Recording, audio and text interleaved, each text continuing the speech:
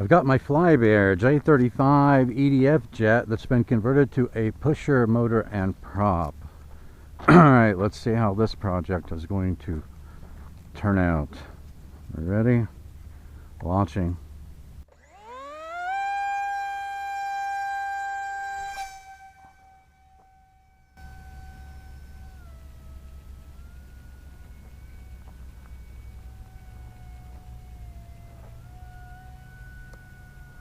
Alright, we are in wind mitigation mode now. Gyro mode. Just trying to feel it out here.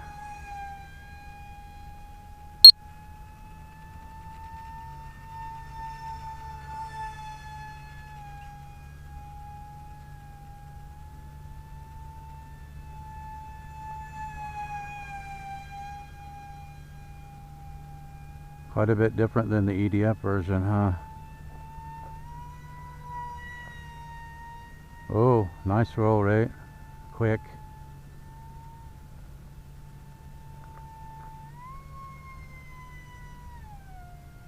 Plenty of power.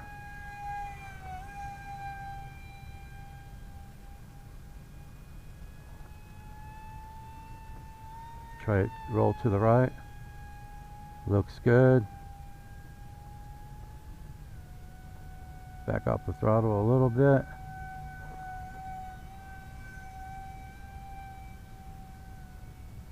Very, very maneuverable. Maybe too much. Should have unlimited vertical with the power system that it has on it.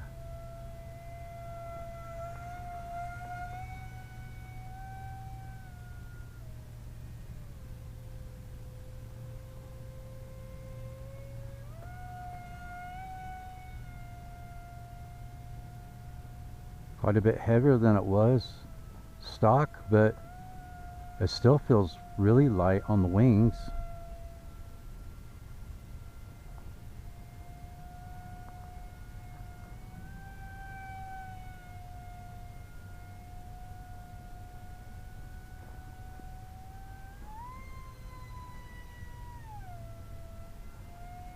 I don't think I'm gonna have a whole lot of tuning to do to this.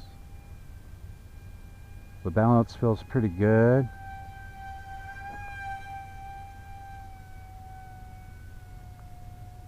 I don't know if it's hitting a little bit of wind up there, if I'm actually getting some oscillations. But it looks pretty smooth most of the time, so I'm kind of thinking maybe some wind.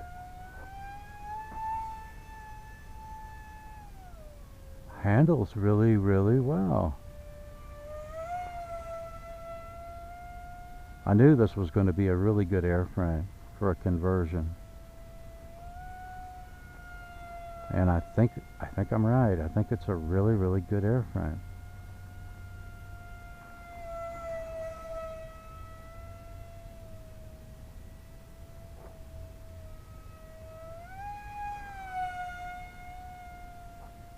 Okay, I don't know how well this battery's going to hold up, guys, so I want to bring it in now.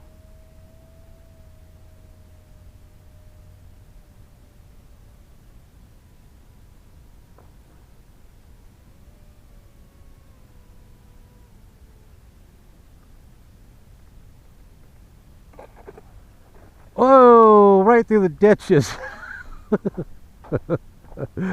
Well, I have to say, I'm really, really happy with the way this maiden flight turned out. I want to see, these are small 3S lipos, 530 milliamp hour lipos, so I'm real curious to see how they're going to hold up. 11.4, so I got 3.8 left. So I had my timer set for 5 minutes, and it looks like I'm definitely going to be able to get at least a 5-minute flight out of it. In order to get my CG with that motor on the rear end, I had to put 10 grams of nose ballast weight on it. So of course what I want to do is get a larger lipo that will that will fit in there, so I don't need that nose ballast weight, that 10 grams of nose ballast weight. I would rather use that as 10 grams of lipo, right, to get that CG. And my guess is once I'm able to pull the trigger on some larger lipos, I should be able to get, I think, at least 7 minutes of pretty hard flying with it.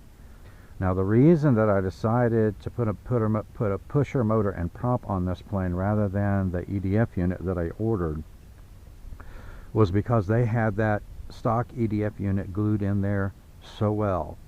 I could not get it out. I had to cut it out. So I had to cut out part of the top of the fuselage because it was glued right against the top of the fuselage, and there was just no gap in between it.